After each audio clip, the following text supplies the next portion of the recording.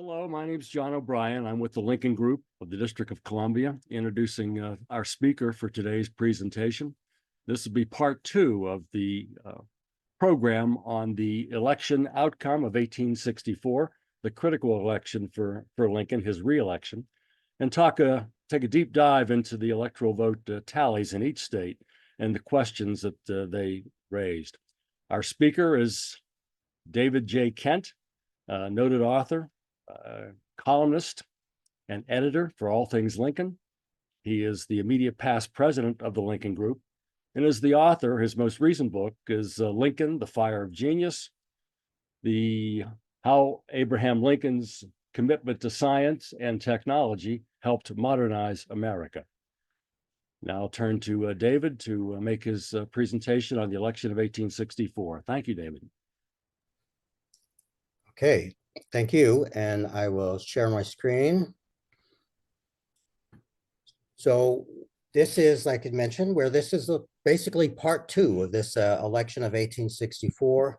So an impromptu part two. We didn't plan this, but the meeting 2 weeks ago with Ed and I was actually very well attended, and it opened up a couple of questions. And I decided, well, let me dig into a little bit about this election, because as Ed mentioned, there was some question about whether the soldiers could vote and whether there might have been some coercion. So I decided, well, let me dig deeper into what happened in the actual results of the election.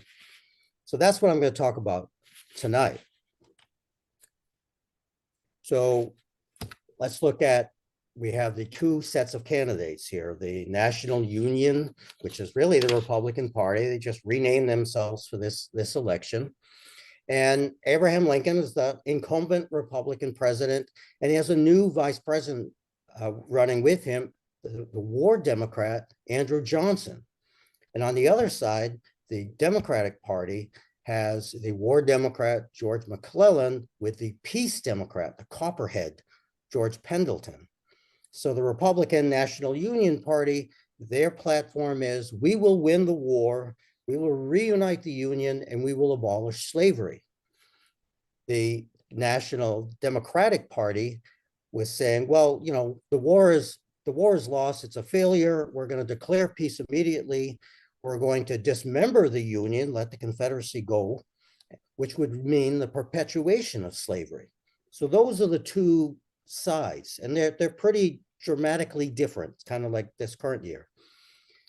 So I'm going to show this map several times, so you don't have to memorize it. But on this first time around, I want to just hit some big picture items. So the lower part here in this darker reddish brown, rusty brown, those are the Confederate states. They seceded from the Union. They're not voting, so they're no part of this. Then you have the territories in gray. They also don't get a vote because they're territories, they're not states. So only the northern states and the western states in the Union are voting. So all the salmon colored and the blue colored. Now you should see there's a couple of oddity type states, and we'll talk about those. So these are the states. Now let me hit these top line numbers to remind people how things went. So the Lincoln-Johnson ticket, there were about 4 million votes cast, and out of about 7.2 million residents in the North. Remember that only the North is voting. So 2.2 million voted for Lincoln, 1.8 voted for McClellan and the popular vote. And that's about a 55.1 to 44.9% split. So about a 10% split. And when you think about that for a second, you have 55% voting for Lincoln and 45% voting for a party that says the war is a failure, all these people have died in vain, we're just going to just split things up, we're going to disunion, and we're going to allow slavery to continue. So, you know, effectively, if you want to put it in short terms, it's kind of treason. But almost half the country is voting for that. So and this is, remember, just the Union that gets to vote. So it's a little mind-numbing that it wasn't a bigger win. So you look at that and it's like, okay, that's 10%. That's a fairly good range by today's standards. Well, look at the states won. Lincoln won 22 states plus 2, which I'll come back to, and McClellan won only 3. And the electoral vote was 212 plus 17, which I'll come back to, and 21. So those are pretty big numbers. He really won the electoral vote by a landslide. You only needed 118 electoral votes to win the election. So when you look at these numbers, it's like, hey, this was a pretty big win, which is quite different than Lincoln was thinking in August. But was it really that close? Because I started looking at some of the numbers and I started realizing that some of these maybe are a little sketchy. So first off, you look at like, well, how close were these states? If they were really close, could it have gone the other way? And when you do look at it, you see, don't try to memorize this. Don't try to look at this. I'm just going to give you the headlines on this slide. There was really only one very, very, very close state, New York, which Lincoln won by less than 1%. And it was a big state. It was 33 electoral votes, is the most electoral votes of any state. So if it had gone the other way, that would have made a big difference. So only 0.92% was his margin. And in fact, he lost New York City, which had a mayor that was very much a Southern sympathizer. And a lot of people there were Southern sympathizers.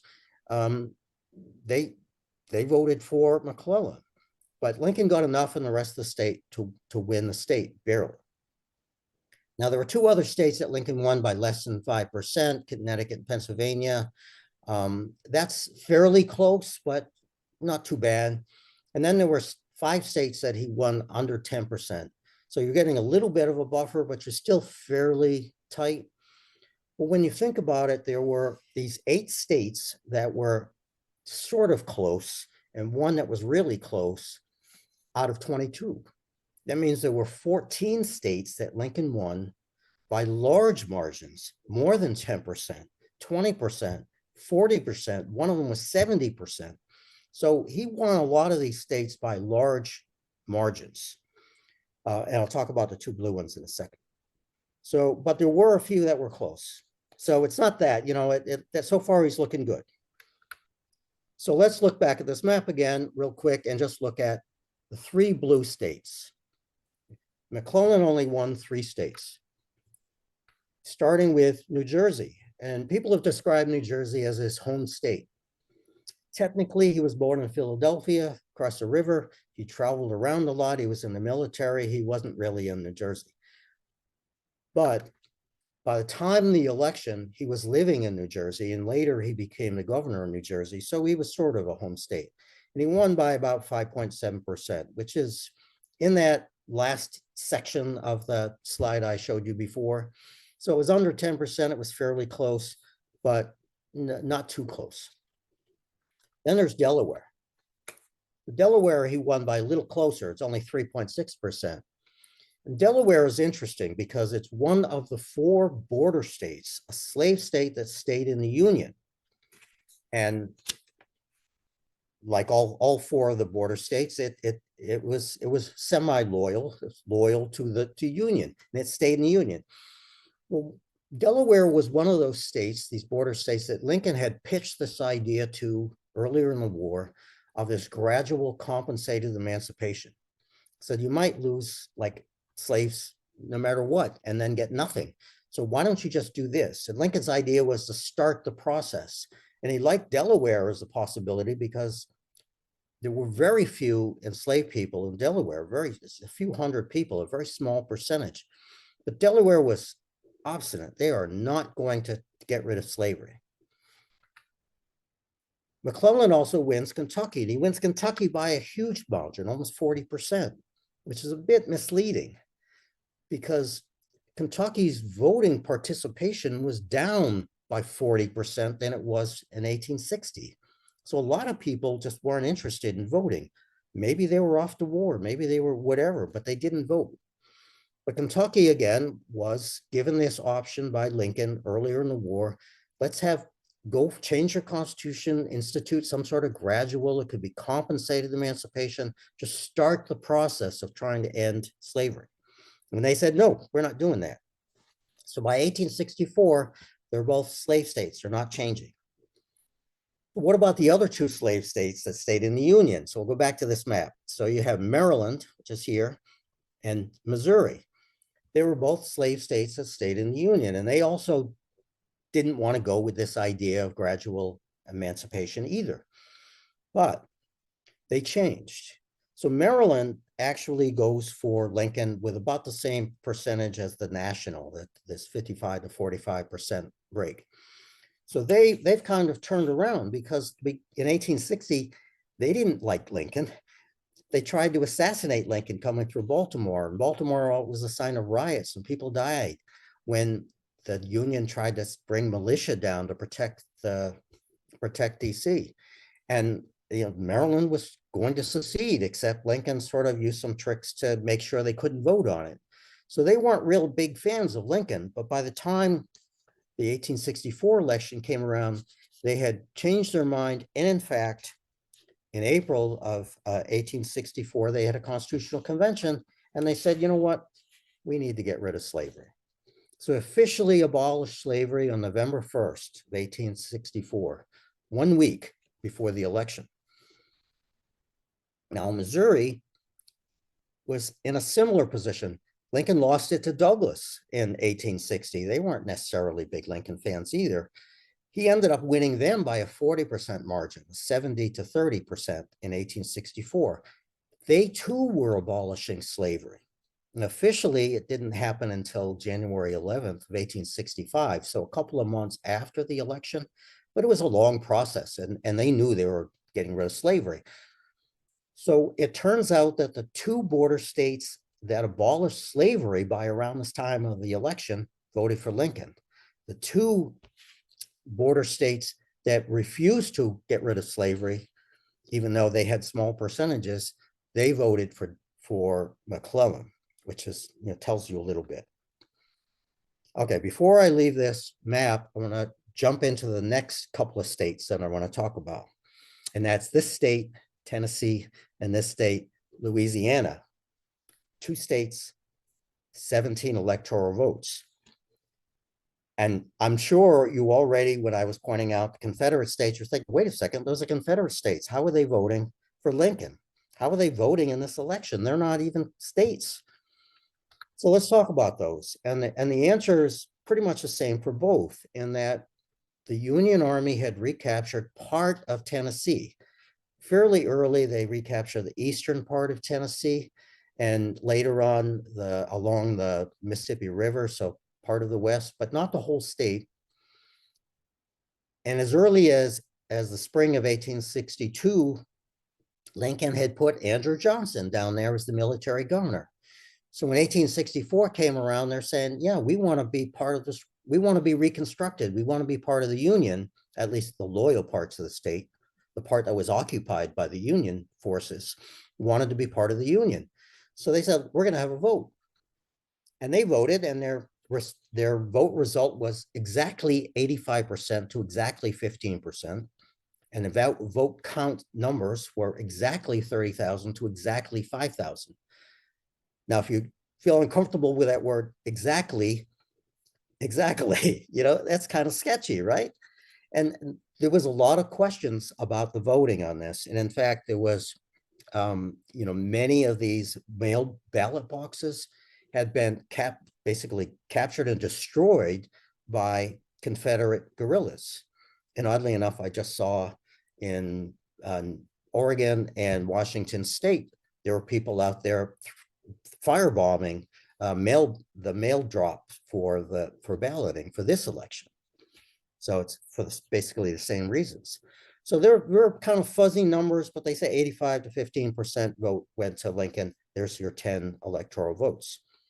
Louisiana was similar in that it had the Union Army had captured parts of the state, especially around the Mississippi River and the Delta. And they decided, well, we want to vote too. In fact, they were much further along in Reconstruction than Tennessee was. They had proposed a constitution, and they were saying, well, we want to be part of this. We want to vote for Lincoln. Except they didn't bother to go through all that kind of hassle part of actually having people vote. They just said, Lincoln won. all our electoral votes. So he gets our 7 electoral votes. So these are pretty sketchy numbers. I mean, it's hard to accept these. And Congress, who was run by Republicans and radicals, they all wanted Lincoln to win again, to push through this thing. So they were in favor of Lincoln winning, but even it was too far for them. They were like, no, we can't accept these 2 states. And they didn't reject them because of this voting irregularities. They rejected them because they said, hey, they seceded, they're traitors, they haven't been reconstructed back in, they don't count. So that's why they got the +2 states and +17 electoral votes, and they don't count. Go back to this map. Okay, there are 3 more states I'll talk about in turn. These are states that didn't vote for Lincoln in 1860 because they didn't exist in 1860. So you have Kansas in the middle, got West Virginia and Nevada. So I'll talk about them in turn. And as you go further into them, they get even more questionable. So Kansas, big blue state in the middle of the country, right? This is everybody I think knows about the Kansas-Nebraska Act and bleeding Kansas and all the hassles that was going on in the 1850s with Kansas. The Lecompton Constitution in Kansas was basically this fraudulent constitution put forth by the slaveholders because they had been swarming Kansas to try to make it a first slave state. And it was one of the reasons why Stephen A. Douglas had a falling out with Buchanan and the South. But then there was an equally not really legitimate constitution put forth by the Free Staters, who would, a lot of whom had moved from the Northeast and across from the middle states, who also wanted to have, they kind of went in there. Now they weren't quite as fraudulent because the Lecompton, they had a lot of people from the slave state of Missouri would run across the border and vote and then run back illegally. So, you know, this was something that that conservatives did back then. They would vote illegally. So they would, they had these 2 different ones. And eventually the public voted on them and they said, you know what, we're not going to vote for either one of these. We're just going to stay a territory. But then something changed. They weren't a state when Lincoln was elected in 1860, but they were a state when Lincoln took office, when he was inaugurated in March of 1861. That's because it became a state on January 29th of 1861, right in the middle, during this secession winter. And the reason they were able to become a state then and a free state is because 6 of the slave states in the Deep South had already seceded by then. And then another one would secede them a week later. So with them gone, there was enough votes in the North to vote them in as a free state. And they said, you know, give us our constitution and we'll vote you in. And they did. So they became a state officially. And Lincoln wins it by a huge margin, like 81% to 19%. I want to show you one more thing about Kansas. We think of these states as, you know, the states that they look like they do now, but they didn't really look like what they did now. When you look at the voting in Kansas, you have all of this red is counties that voted for Lincoln. And the deeper the red, the more the ratio of the more votes that Lincoln had gotten above what McClellan got. And there's one like little county that voted for McClellan, and that's the same for all these I'm going to show you. The rest of the state, there's no voting for them.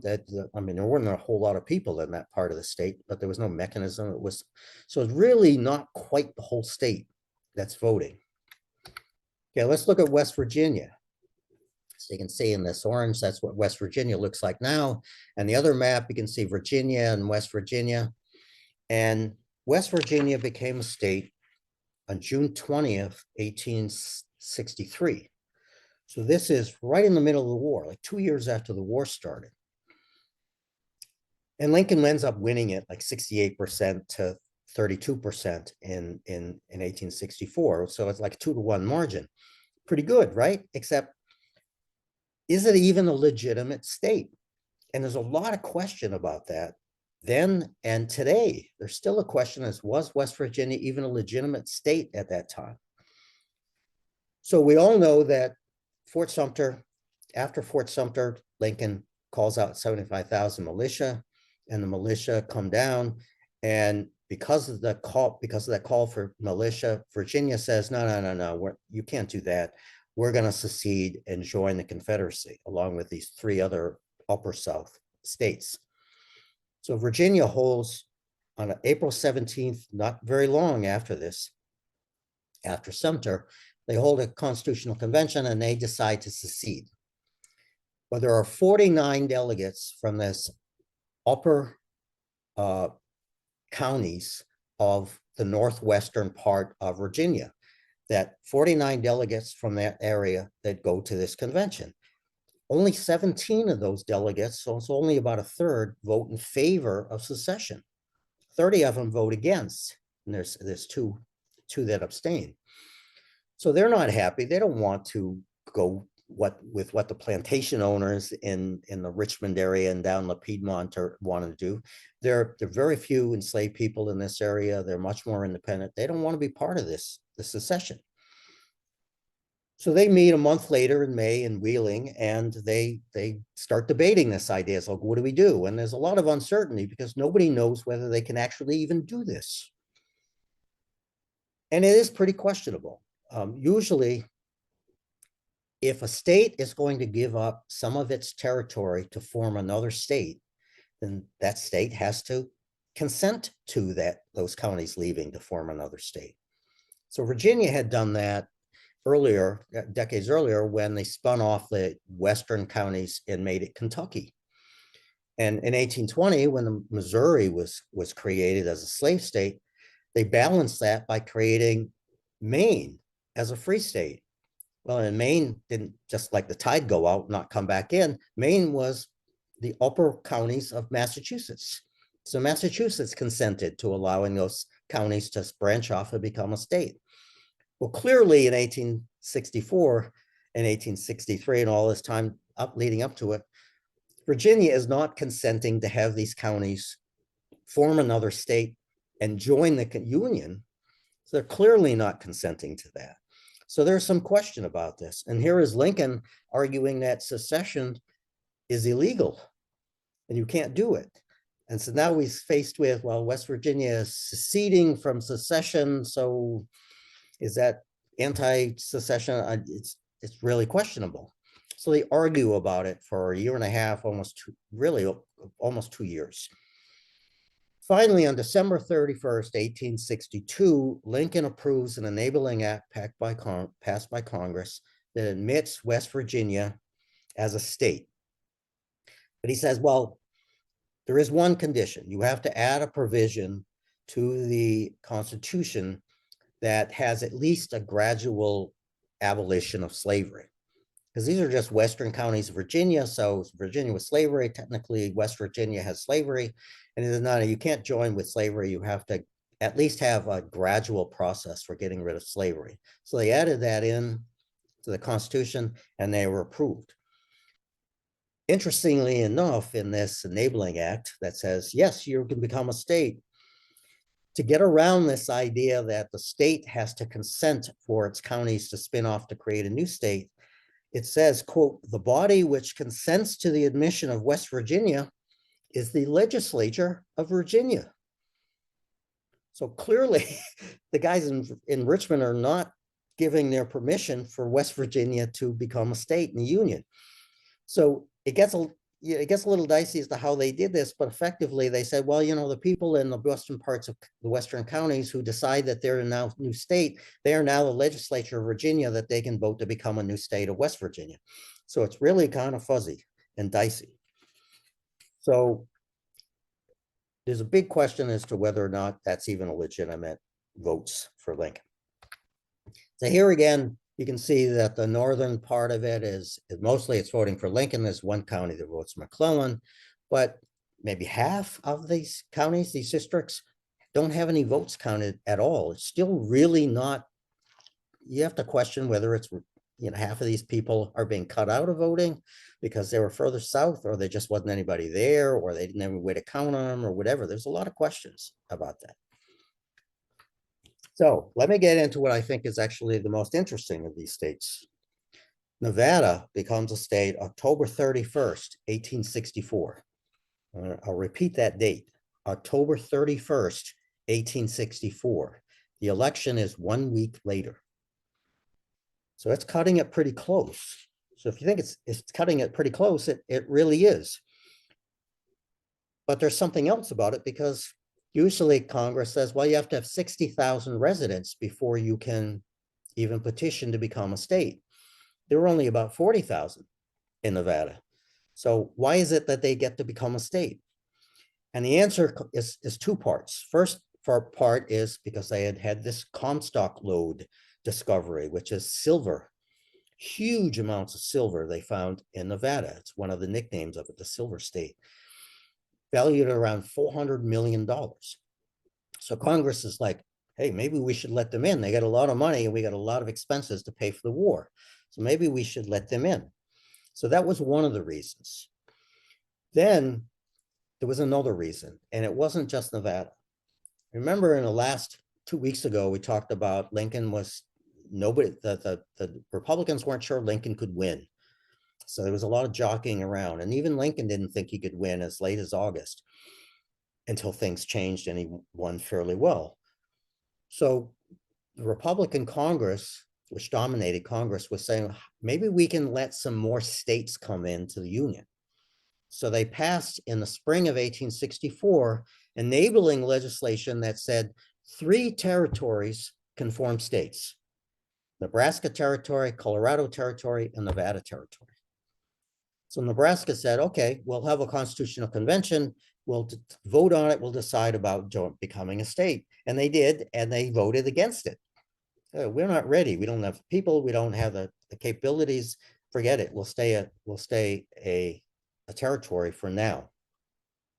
Colorado made it one step further. They had their convention, they voted to become a state, but when the Constitution went out to the public to approve, they didn't. They voted against it. They didn't like the Constitution.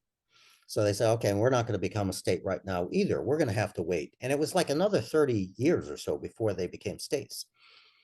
Well, Nevada made it all the way through. They went through and they had their convention. They voted to become a state. The public voted on the Constitution, and they were good to go. Except the voting on the Constitution was October, because it takes a process. They started in the spring, but the time they finished, it was October. And it was late October before they certified this Constitution. And then they had a problem. Congress needs to approve this Constitution. Well, Nevada is a long way from Washington, D.C. And they tried a couple of times to have it brought over, hand copies carried over, and it got lost along the way. And so they forget it.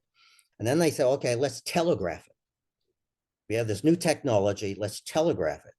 So they did, except there's no direct telegraph line at that time from Carson City, Nevada to Washington, D.C. So they had to do it in steps. So first off, they went from Carson City to Salt Lake City, Utah. And that took about 12 hours to tap out 175 handwritten pages, tap, tap, tap, tap on a telegraph. 12 hours. I saw someplace later that said 7 hours. So 7 to 12 hours. So it gets to Salt Lake City, and they don't have a direct line either. So they send it to Chicago. And Chicago then sends it to Philadelphia. And then Philadelphia then finally gets it to Washington. And by that time, Congress is basically sitting there at the telegraph office waiting for it to come in so they could rubber stamp it. Interestingly enough, with all this time that it took to do this, it was really expensive. There's a document that shows the last page of the document of this Constitution says it cost $4,303.27, which is today, that was $1864. Today, it's about $86,000. That's pretty expensive. And I'm still not sure if that's the cost for the whole way with those steps, or if it's just one step, each step. In any case, it's very expensive. So they get to become a state a week before the election, they vote, and they give Lincoln a 60% to 40% win, so about a 20% margin. And he gets his 3 electoral votes. Now, you might notice in this, there's only 2 written in there. How is that possible? Every state has to have at the minimum 3 electoral votes. You get 1 for each senator, and there's 2, and 1 for each representative. And at the very least, you have to have 1 representative. There are no like part representatives. And in fact, Nevada had 3 electoral votes. So Lincoln won 3 electoral votes. So why does it say 2? And the reason it says 2 is because they have to have electors, actual people who go and cast their votes when the electoral college meets and they cast their votes. Well, one of them couldn't make it. 2 got there fine, voted. One of them got snowbound in Aurora, Nevada. He can't get out. He can't vote. And since they had just become a state, the legislature hadn't even met. They hadn't even elected senators and a congressman yet. They didn't have any law in place to say, well, what happens if one of the electors can't make it to vote? And so we couldn't count it. Now we have alternative electors that are assigned, not alternative electors, which are illegal, but alternates that are assigned to take the spots. Because it could happen, you have the election, they know they have somebody picked, and then like they die or something before they actually go and cast their vote. So Lincoln lost out on 1 vote because the guy that was supposed to do it was snowbound. But there's another issue here that I want to talk about. First, let's look at this map. And you can see that most of Nevada actually does have voting counting, except for this one little quadrant up in the west. You'll see that at the bottom, there's in both of these pictures, that point is missing. You see this lower point on the main picture, the orange picture? That's not there. That's because it wasn't part of Nevada. But there's another problem with these maps. If you look at that map on the right, and you take a line and you draw it down from the top all the way to the bottom and cut off maybe 2 inches or so on that right side, that wasn't Nevada. They show it as Nevada, but it wasn't Nevada at the time. And I'll explain why. So here's the maps on the left, and then on the right, you can see this is a chopped off map from 1861. And you can see this is where things stood in 1861. And the only difference here in 1864 was this is not just the New Mexico territory, which is the yellow. You can see in the other map in the gray. This black line that goes down, that's the line between what was the New Mexico territory and Arizona, which got split off into Arizona territory in 1863. So where it shows the gray map with Arizona there, that's still a territory. It's separate from the New Mexico territory. But this part on the eastern part of Nevada that they're calling Nevada wasn't Nevada. It was still part of Utah territory at that time. It was only added to Nevada in 1866, so like a year and a half or more after the election. And they just said, okay, that should go over to Nevada. And after that, Utah has its current shape. The other piece that's missing is this point on the bottom. And you can see the point here. And of course, on the modern map, you can see the point. That point there was part of the Arizona territory by 1864. And it was still the Arizona territory until they discovered gold. When they discovered gold, Arizona was still a territory. Nevada was a state. Nevada had gone through the whole silver rush part with the Comstock lode, just like California had done with the gold rush and everything. Huge numbers of people, big influx of population. So it's, well, Nevada is better positioned to handle that increase in population that'll go there to find gold. So they gave that section, that little point down to Nevada, and that's how Nevada got to its current look. Oddly enough, today, that lower point of Nevada is Clark County. 75% of today's population of Nevada lives in Clark County. So it was kind of nice that they ended up with all of that. So when you look at all of this, you can see that there was a lot of question marks about this. And Lincoln actually lost out on at least one electoral vote, but there were some questionable states. These two states in the South, forget them, they weren't counted. You had 3 states that weren't states, that were made states that were maybe legitimate. Kansas was the most legitimate of them, but even they had a history. And then you had some interesting parts to the other states. So there was a lot going on, and that's what I wanted to capture in this, is that it wasn't quite as simple. Now, if you look at, was the election stolen? Was it legitimate at least? Did he really win? And I think the answer is yes, he really won. The 55 to 45%, that's a pretty good margin.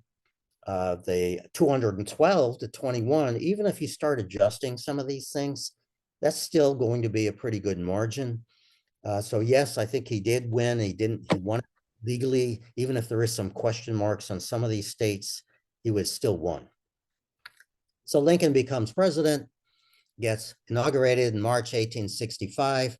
Andrew Johnson is his vice president for 6 weeks. 6 weeks later, Johnson suddenly becomes president, and we all know about what happened with that after Johnson became president. So I will end there, and everybody should look at our YouTube page, the brand new YouTube page. The video from 2 weeks ago is already up there, and if you haven't seen it or you weren't part of that, please go look at it. And this video will be up, I don't know, a week or so, depends on how long it takes to process it. And I will shut this all down and stop sharing so that we can go back to the full group, and anybody has anything they want to say or any questions or whatever else, we can talk about. Everybody, I wanted to just add to what David said. If you go to YouTube and type in Lincoln Group of District of Columbia, you'll come to it. It'll say, do you want to subscribe? So everybody, please subscribe. The more subscribers we get, the better off we are. And also, if you're a subscriber, I believe you'll get notified when something new comes up, right? So we're going to post all our programs up on that from now on. So we have our own YouTube channel. So subscribe, okay? Thanks.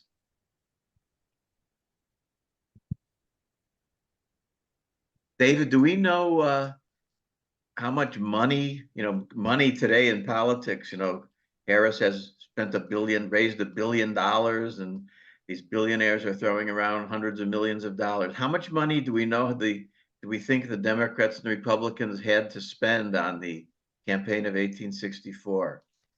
That's an interesting question. I have no idea how much they spent. It wasn't quite the same as it is today because you have to go through the primary process. Yeah. And you have all of these states voting, and it was a little less. The public had less information and less input, so you obviously didn't have TV commercials and things like that. So it was probably quite a bit lower, even with the inflation rate differences. David, question from Asa Gordon. Yes. Matt. My name is Asa Gordon. I'm sorry I couldn't make the first presentation. I had a presentation that conflict with it. I'm a research historian and consulting curator with the African American Civil War Memorial. It's a little off topic, but I wanted to share with you that this particular election was useful for me, and I developed a presentation for some progressive friends of mine who were thinking about endorsing a third party. And I was able to convince them to not do that by providing this presentation I prepared. It was called, it was entitled, let me pull it up here. It was a woke narrative given a historical context for voting for the pragmatic value for voting for the lesser evil. And it was the election of 1864. And I was bringing out the fact that this was an election where Abraham Lincoln was considered the lesser evil in comparison with McClellan, and the purest candidate that would represent the third party and the uncompromising darling of the abolitionists of the day, Fremont, was a candidate that could have acted as a spoiler in that election. But unlike today, he had the integrity to realize that he may indeed be a spoiler in the election. And so he withdrew, something that third-party candidates today do not have that kind of integrity. But I was able to convince them when I went through my presentation. It was a Zoom presentation to about the election of 1864 and Lincoln being the lesser evil, and how we can, as progressives, the purported lesser evil, and how we can sacrifice a good, seeking a immaculate vote for the perfect. Also, Thaddeus Stevenson, I was able to bring in Thaddeus Stevens' role in his debates over the adoption of the 13th Amendment. Actually, I was aided by video from excerpts from the movie Lincoln. I advised them to watch that as a lesson for purist third parties who are unwilling to compromise and may bring on the greater evil in the pursuit for a perfect good. And it was called, a lesser evil vote or an immaculate vote, which is best for the preservation of our legacy of democracy. And David, do you have any thoughts on what would have happened had Fremont stayed in the race? Yeah, that's.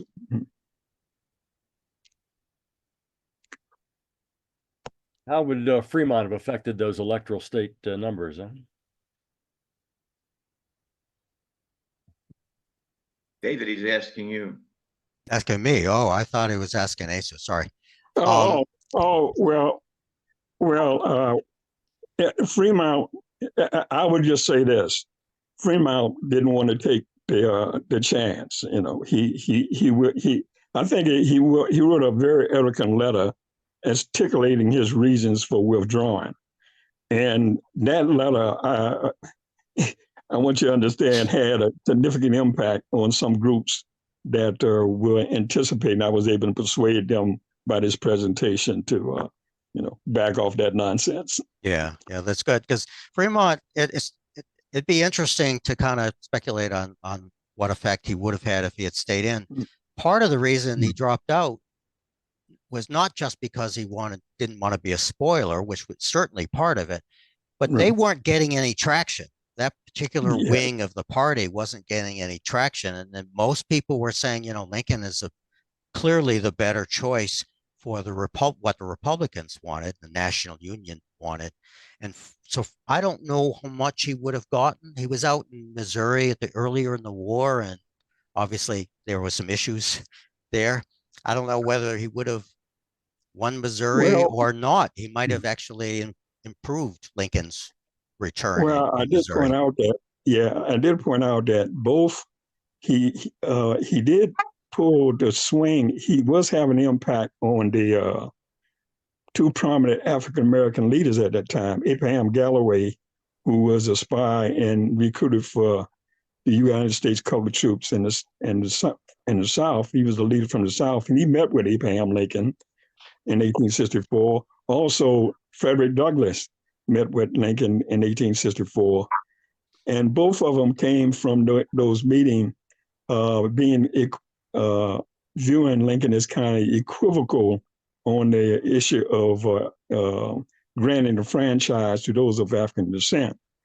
And so, and they were thinking about endorsing Fremont, but Fremont pulled out. And what both Lincoln and Abraham Galloway, both of them did not realize that when Lincoln met with them, he actually was not forthcoming with him about where his stance were with respect to granting a franchise to those of African descent. Because 2 months a month before we met with they met with him around in April. He wrote a letter to I think the governor of the free state of Louisiana there. And in that letter, he wrote some beautiful saying about he was advocating that he extend the franchise, especially those who have served in the armies, for they may save the jewel of liberty in the family, keep the jewel of liberty in the family of freedom.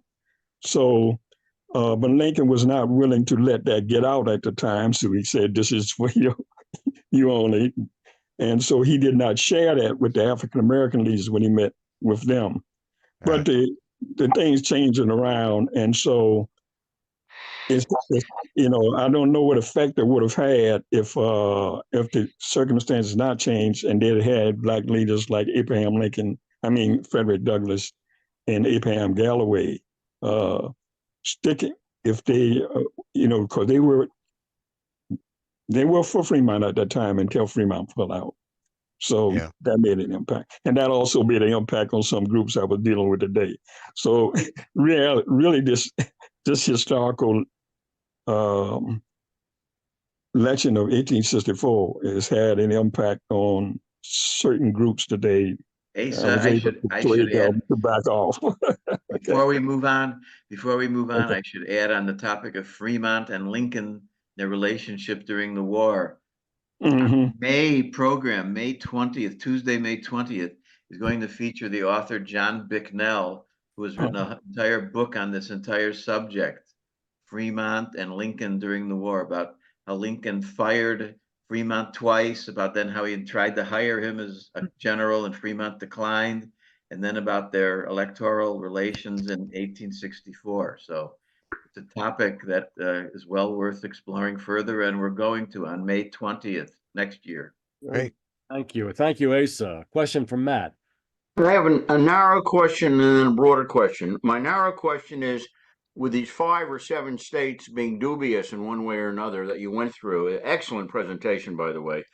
Did McClellan raise any of these during the election campaign? Did they just sit there and take it as these things happened with those 6 or 7 states? Yeah, I'm not aware that you mean like after the election say, well, during. They could put some of it was during, right? Yeah, it's the election's been stolen. These states aren't legitimate, No, I don't. I think by the time the election came, things had changed enough in the military side of things that McClellan was really in a bad position. I mean, here he is. He's got a platform that says, well, the war was a failure and we should just declare peace, sue for peace. And even he was disputing his own platform.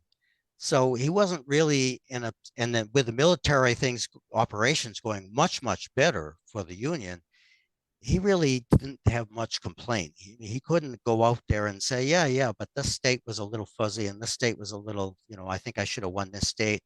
He would have had to turn around a lot of states in order to make a difference. Although if he had started with New York, which was close, and Pennsylvania, which was the next highest electoral vote count at 26, he would have had a good start.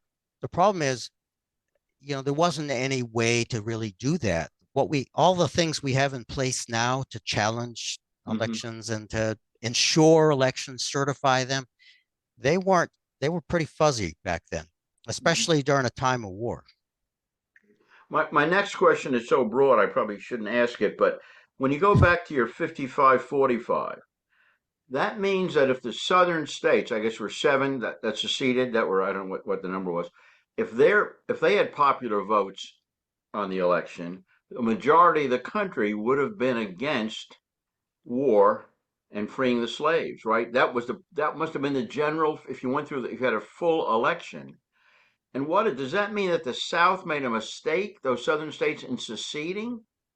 That they would have been better to stay in and block? That's a huge question, but it made me wonder if the North was only 55-45, if you added the other population of the other states in, what does that tell us? Well, remember that Lincoln won in 1860 by less than 40% popular vote. and that it only really won Good, because that's due to a split. right, because the Democratic Party split. So Mhm. there was clearly a split, and there were clearly Mhm. almost half of the Union in 1864 who were voting to call it quits and voting to say, will it'll be disunion. We'll dismember the country, and we'll just allow slavery to go. They can do whatever they want. We don't care. They that was their choice. It was union or disunion. That was the choice in 1864, which is we have an election coming up in a week, by the way. Everybody should vote. So that I was was, it's I was, it's I was obvious, like, Can I counting, say? I was counting the Speak? minutes until that got said. Okay. yeah, well, Okay. so obviously the South wasn't going to participate in the election because they were all seceding. If you were to try to do them, yeah, I don't think Lincoln would have won. Can I Well- make a comment? Can I make a comment here? That's Yeah. exactly. Just Yeah, back to Matt, just we back to have Matt that on case, your, the on 13th what you, Amendment case passed. you were making for the Yeah. South saying in. That's exactly the case that Alexander Stephens made at the start of the secession debate, saying we should stay in. Then I do have one question also back on what you just said. I was under the impression the Democrats ran in 1864 on the slogan, "The Union as it was, the Constitution as it is." No, that was 1861. No. No. No, the 18 That was Not the also Democrats. 1868. Andrew Johnson used that, the Union as it, Yeah. Okay.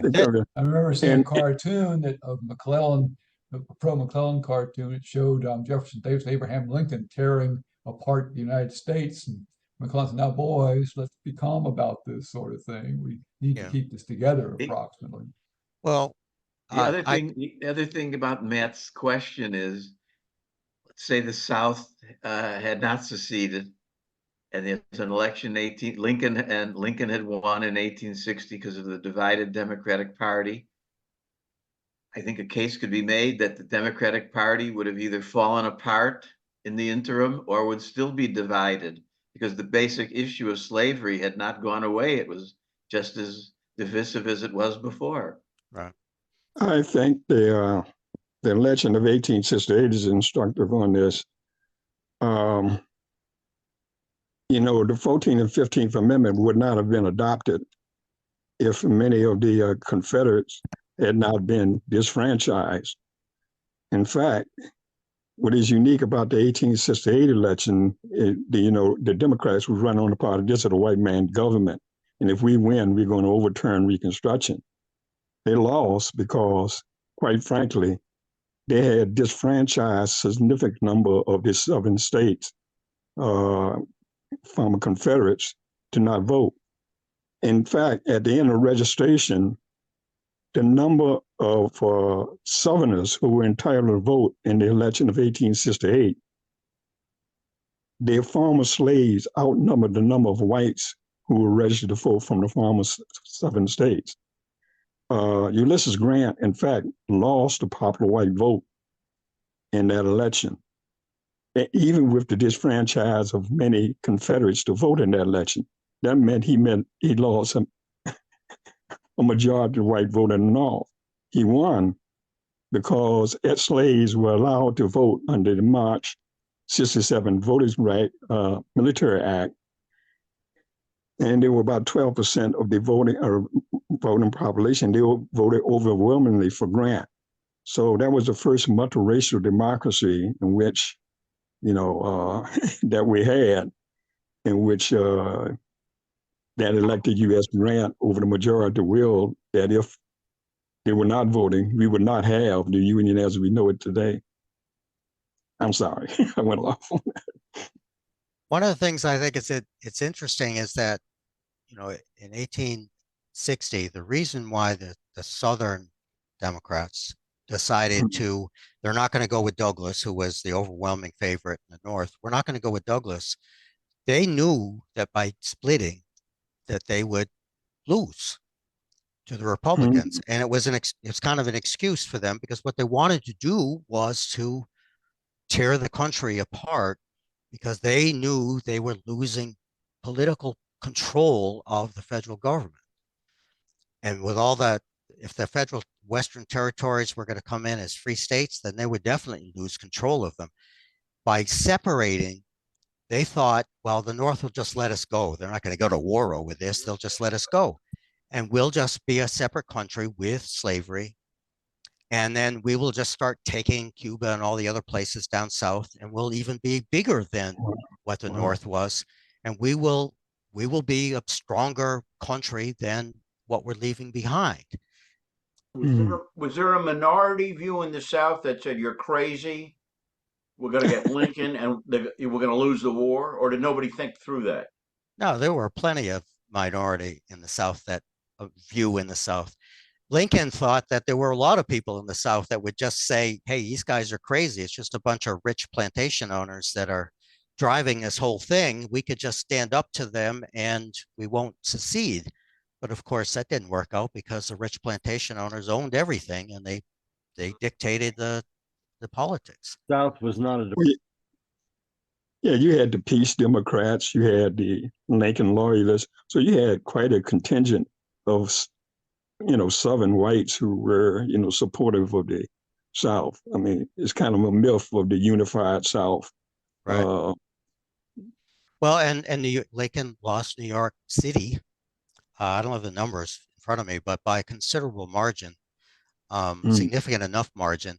He lost New York City. New York City was like Atlanta North. It was very southern leaning, because that's where all the Wall Street financiers were that were making billions of dollars, millions of dollars at that time, off of financing and lending out loans and getting money back from the cotton plantation and sugar and rice plantations in the South. And there were people in the North, in New England, by the way, who were running cotton mills, and they needed, textile mills. They needed cotton from the South. So there was a lot of Southern sentiment in the. Well, North. the mayor of New York, Wood, he wanted New York to secede. Yeah, he wanted. Was that Horatio Seymour? Yeah, no, Fernando Wood. Fernando Wood. Oh, Fernando Wood. Okay. Yeah, Seymour was governor by the time 1864 came around, so he was definitely he was like Wood. He was more of a Southerner than a Northerner. So yeah, there's a lot of stuff going on here. It's not as simple as Lincoln won in a landslide, and he won all these states, and McClellan only won 3, and there's a lot more going on to this, which is what intrigued me about this, and I wanted to get us on talking about. Well, Lincoln also almost lost his home city of Springfield as well as Sangamon County until his friends realized they were losing and they put in an extra push at the end. But he was losing in his hometown in Springfield in 1864. I have a question. In 1864, in 1860, there was a complaint in the Richmond Enquirer about Ohio. The headline is Ohio carried by Negro votes. And that was by virtue of a decision that had been made disallowing the one drop of white blood, blood in Ohio. And so it was claimed that mulattoes voted in Ohio, and may have made the difference in Ohio going for Lincoln in 1860. Did they have something like that in the 1864 election? Oh, that's interesting. I find it hard to believe there were enough that could pass that would be able to vote to make a difference. There were obviously some, and in 1860, I know Frederick Douglass voted. He was able to vote in upstate New York, so New York State had voting for African Americans, although I don't know what the percentage were that voted. It was pretty limited, so I don't think it was enough to make a difference. But there were plenty of people who could pass. It was a tiny percentage, but there were people who could pass as white, could make believe they were white and get around the racism of the time and vote. But most of them kept their heads down too, because they didn't want to make waves and get found out. So David, your presentation makes the point that a lot was done to make sure that new states were available to cast votes. But seems the bottom line is that it wasn't even necessary, that the fact that Lincoln was able to generate a strong popular vote made those additional states unnecessary to his election. Is that Right. Remember, Kansas became a state anyway before Lincoln was even inaugurated. West Virginia was 1863, so that wasn't part of the, like, we need to get states in. They were just like, they want to not be part of the secession, so how do we deal with that? Mhm. And then the attempt to get Colorado, Nebraska, and Nevada in, that was definitely driven in part, at least, by maybe we need to get more states in so that more people will vote for Lincoln, because I don't know if he's going to win with the states we have. And in the end, Nevada was the only one that made it in, barely. And their 2 electoral votes weren't enough to make any kind of difference. And all Was that Sherman changed kept- because of the last time that we talked. We had Sherman's capturing Atlanta, and Yeah. Sheridan and Admiral Farragut. Those things changed the public sentiment, really made a big difference. I've always been fascinated Oh. by. I'm sorry. Go ahead. I wanted to ask, there must have been some percentage of people in the North who were abolitionists, but who were just so sick of the war, and maybe assumed that if the South split off and slavery, it would still go away before long. Is No, that that's. on that? I'm sorry, I didn't mean to interrupt you. Oh no, I just wondered if you had heard about any groups. Yeah, I want to say that's an excellent point, because there were people that were the very extreme abolitionists, like William Lloyd Garrison, for example. Right. He was like, the Constitution is pro-slavery. We don't Right. want these slaveholding people as being part of us anymore. Let them go. Get rid of them. Right. And then we have just free states, and we don't have this problem anymore. So there were people like that. And there was a lot of conflict. This is something I've been researching a lot lately. There's a lot of conflict in the Northeast in particular between people like Garrison, who were, the Bernie Sanders wing of the Liberal Party, who were like, everything is like, it's cut black and white. It has to be, done now, and let these people go. We don't want them part of us anymore. Let's just get rid of them. And then more people who are like, but they're not really gone, because Lincoln said, it's not like you get a divorce and go different directions. You still, like, the Ohio River isn't that wide. You can, you can't move states. They're still there, and you would still have the problem of slavery in the South and free states in the North, and they would still have to do business, except now they would have to do it as foreign countries, but they would still have the same problem, because these people would try to leave the South to get north, to get away from slavery, and the people in the South would be like, well, you're a foreign country, you're a belligerent because you're not sending them back to us. It wouldn't have changed anything if they had separated. Big wall, David. Yeah, we build a big wall. Yeah. I've always, Walls fix everything. I've always been fascinated by this question of the legality of West Virginia. This idea that West Virginia seceded from Virginia, wasn't the real point that Virginia seceded and West Virginia did not want to secede? Well, yeah, the northwestern counties of Virginia did not want to secede.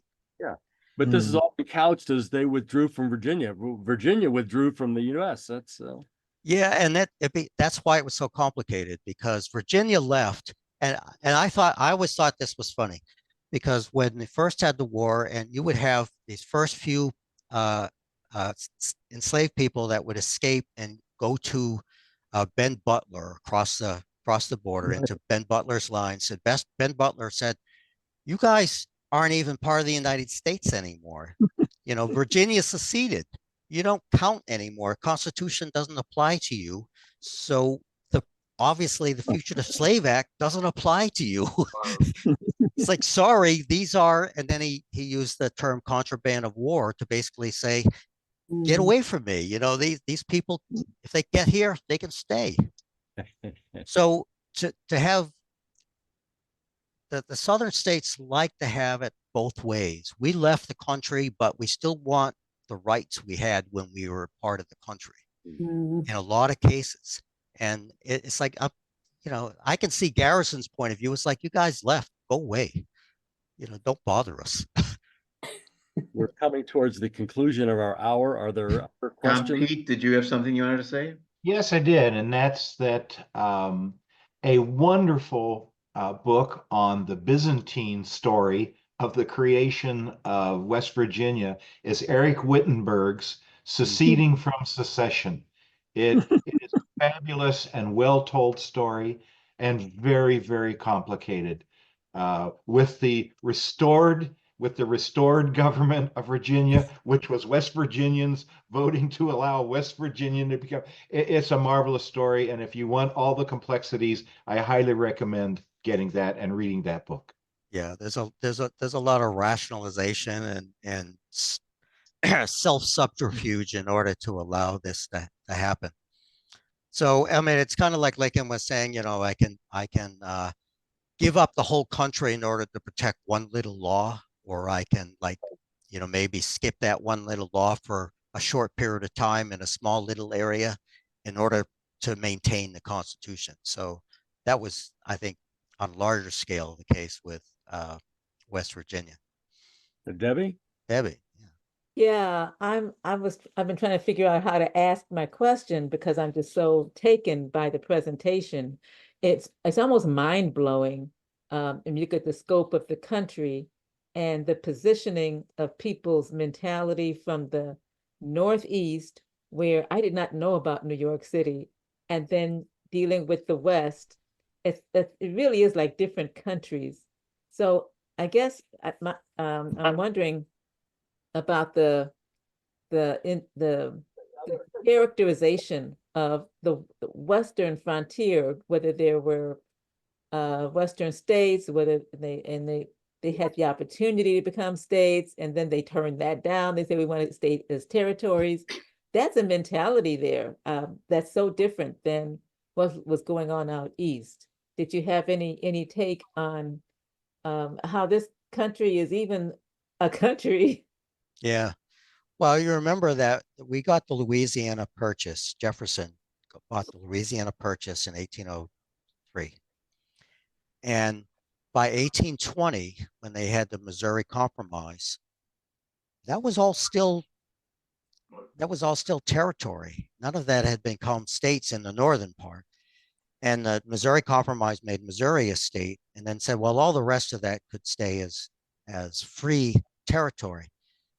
By 1850, it was still territory. So there wasn't any hurry for a lot of these Midwestern states to become territories to become states. On the other hand, the West Coast, they were in a rush. I mean, literally, they had a gold rush in California. And so there was a rush for them because there were so many people coming in. They said, we need to be a state so we can be part of this union whole thing, because there were some benefits to being part of it that you didn't get as a territory. And the Congress, of course, wanted to get California and then Nevada into it because they had these gold and silver deposits that were going to feed the treasury. They needed money. So they were all too happy to like break the rules and get them in quicker. So, but then you look at today in that Midwest, that gray area on the map I was showing, that was still territories at 1864. What's there now?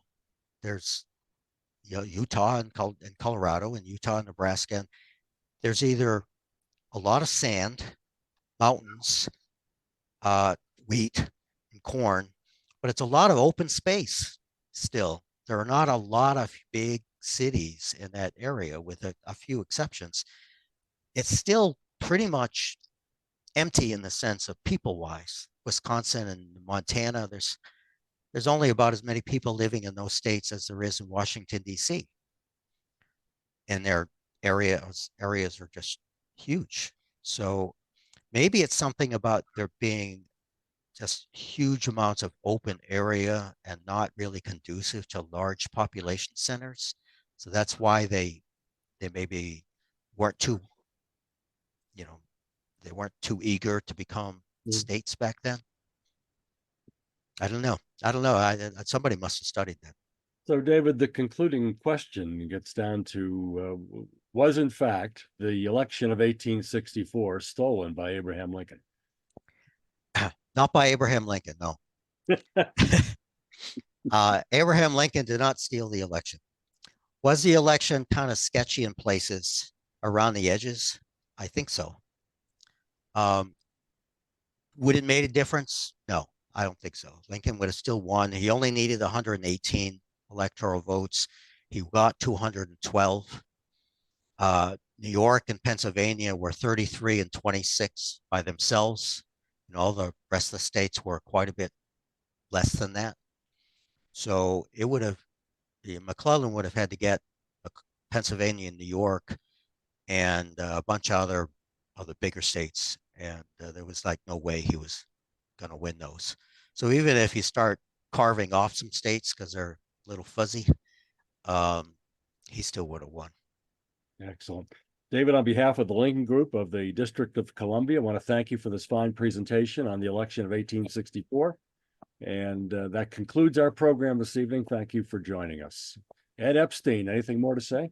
No, that's great. The great program. Thank you, David. I'm glad we had a good crowd. Thank you all, gentlemen. and- Sorry I was late. Happy Wonderful. birthday, Ed. Thank you. Program Yep. out. And David's interest in the topic. Any topics that interest you in a related matter to Lincoln, the Civil War, Lincoln's era, we're happy to entertain thoughts of having you make a presentation to the Lincoln Group as well. So keep those thoughts in mind and develop your ideas. And thank you for your scholarship, David Kent. Thank you. Yeah, very good. Thank you. Thank you Oh, all. wonderful. Thanks so much.